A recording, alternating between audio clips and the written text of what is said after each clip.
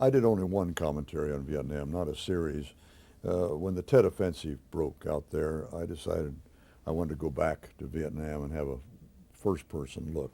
The country was terribly divided, probably the worst division of feelings in this country since the Civil War, was the Vietnam period, over whether we should be there or not.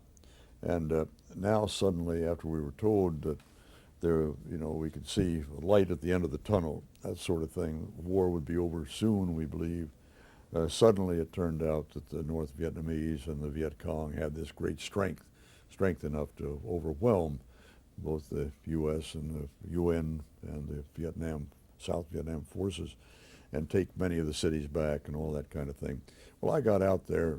The Battle of Tet was still going on, got up to Hue and other places. And the reason to go that Dick Salant, the president of CBS, and I agreed on was that it was so confusing to the American people that maybe, since there did seem to be a lot of trust in my broadcasting, maybe I could be helpful in saying what it looked like to me on the scene. And probably a very egotistical idea that we thought that could be important. But at any rate, he and I agreed that's what I do. So I did a whole report, a special on my visit to Vietnam, which did not include any commentary at all. It was a straight report, a documentary on the Tet Offensive. This is when I got back. We put it all together. Came back just as soon as I could, after the offensive obviously was over. And but then I very clearly said I will have a personal view of this after this commercial or whatever it was. I came back and said this is an unusual departure. I am going to deliver an editorial in effect. I'm going to give you my personal view of what it is.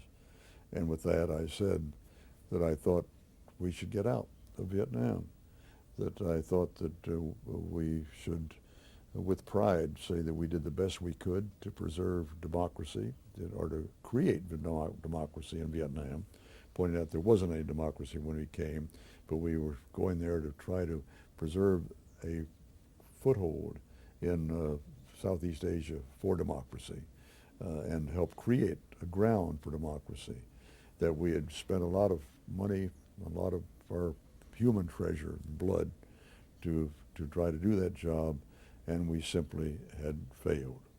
And we should admit that and get out with the best possible conditions we could arrange.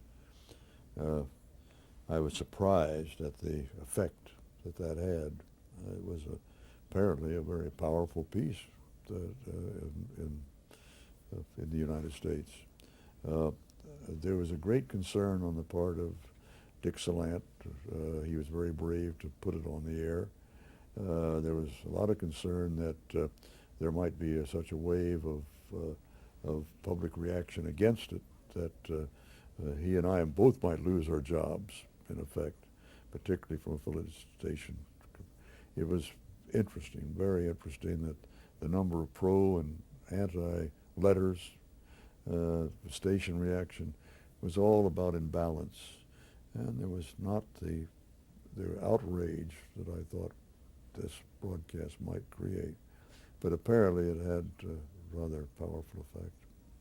Did you hear much in later years about what effect this may have had on the A lot, LBJ quite, Johnson administration? quite a lot of later years. I still hear it today.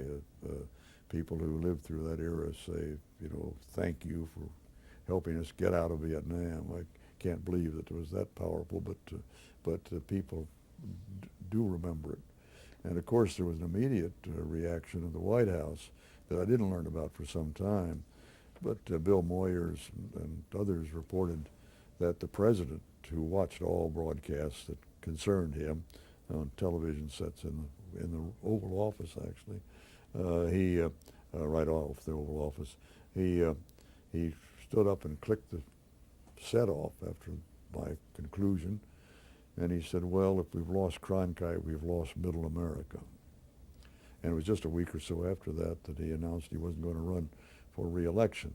I don't think our broadcast had a principal effect on that, but I think it was a straw on the back of a lot of indications that he was unhappy with the progress of the war and thought he himself ought to get out. Mm-hmm.